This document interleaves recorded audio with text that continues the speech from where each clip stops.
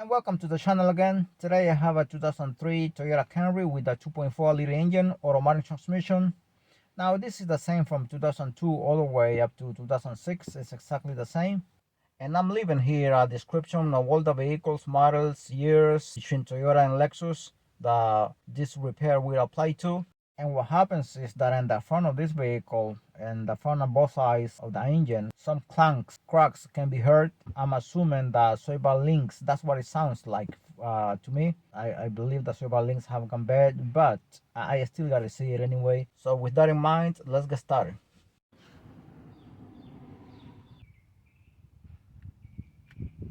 21mm lug nuts.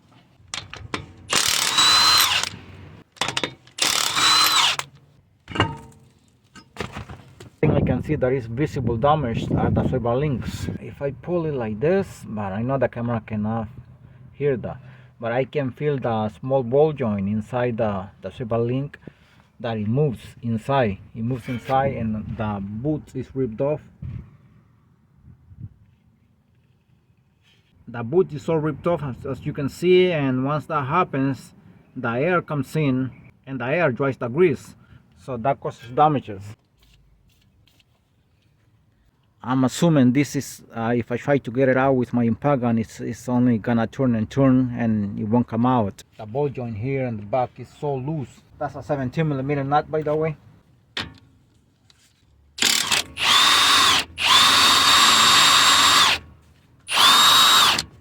Nope. So I'm gonna be putting the vice grip here and see if that helps me a little bit.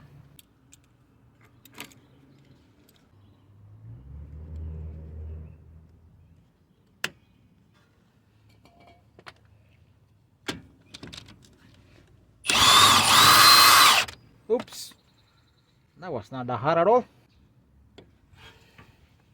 By the way, this is a 6 here, just in case if you're gonna use this Allen key.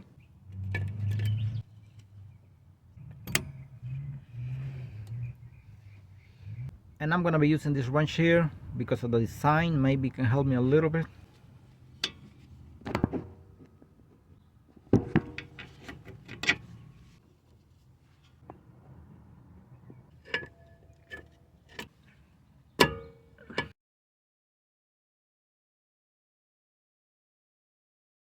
Not sure if the whole thing is turning or maybe I lose it, I don't know. I think I lose it already, I think. This is 17mm ratchet and wrench.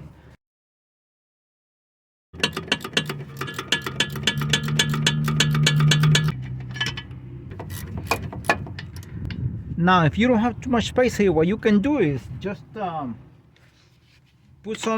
pry this sway bar like this and lift it up.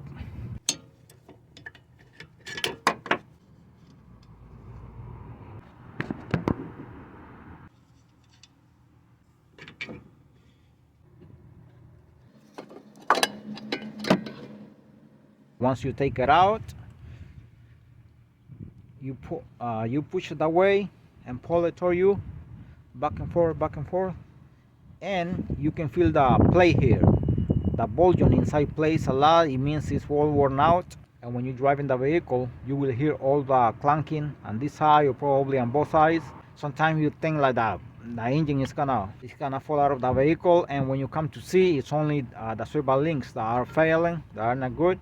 This makes a lot of noise, a lot of clunking, a lot of cracks in the vehicle, especially in potholes. Even driving in normal conditions, you will hear the clunking when these things are not good, a lot of noises. But that is here, but just look at the pressure of the weight of the vehicle once the vehicle is driven, so that will make a lot of noise.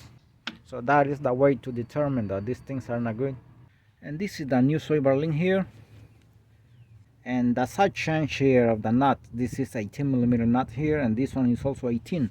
What I like about this one is that you can place the wrench here. Very good. I like this one's better. This one doesn't have for Allen key. This one is a little bit thicker, a little bit fatter than the old one. So you can see, this is the old one here, but this one has to the fittings here to grease. So when they come like that, you have to grease because they only bring about 50% of grease. So I'm gonna go ahead and grease it right now.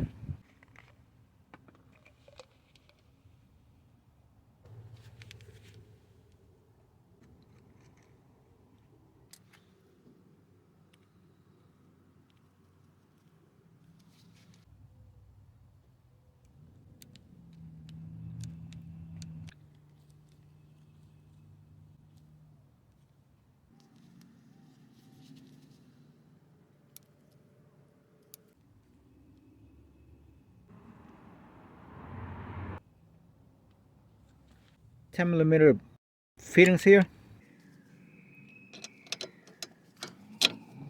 No impact gun to tie this. This has to be tied with either wrenches most likely, or ratchets, but no impact gun because you're gonna ruin it.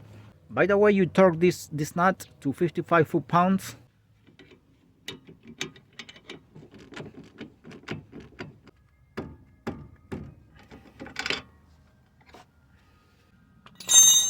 We're gonna tie the one in the bottom here.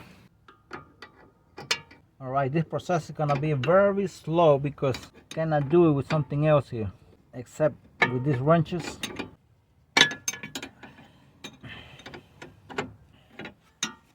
This is a 12mm bolt here for the brake line. I'm gonna take it out so to make the job a little bit easier.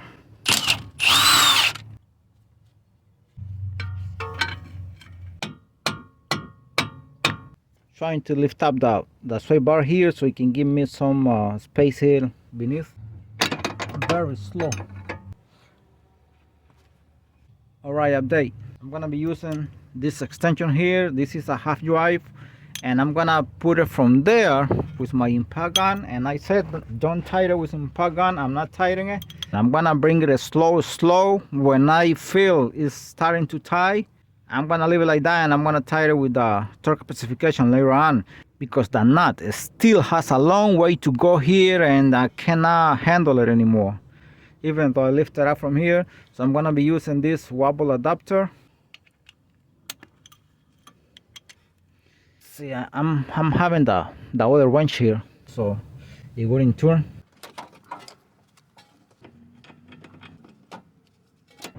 And I'm seeing it from this side here, so, and I'm gonna stop once the nut is hitting this point here to the other nut, so I can see very well from here.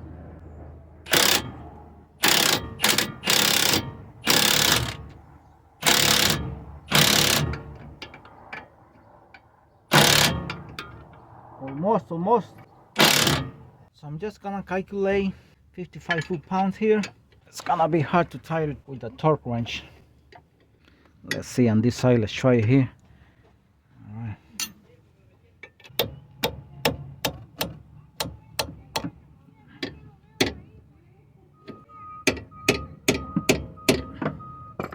Alright, I'm gonna leave it like that. I think that is good right there. That's about 55 foot-pounds right there, calculating. And here is the part number for this thing here, for these sway bar links. I would not recommend these sway bar links. The nuts here, these nuts are kind of weird here. This is 18mm. I wanted to use this one because this one is a ratchet and wrench. Also, I try another one, but they won't go. Oh, wait a minute. On this one it can go through, but on the one here, they don't go through. But I see that here is fitting very well. Not on the nut in the bottom. Not in the nut there. On the bottom, it doesn't fit. So I realized that this one is fitting here already. But I tried two different ratchet and wrench. This small one, I wouldn't be able to turn it with this one anyway because it's too small. That thing requires a lot of force too. I would not recommend to buy these things. I wouldn't buy these things again. All I have left here is the tire, and you tie this lug nut at 76 foot-pounds, and that's all. And the other side is the same as putting this one here. You do the other side, so it's very easy. I can show on the other side only if something else comes up besides what I did here. Sometimes it can happen. Thanks for watching the video, and God bless you all.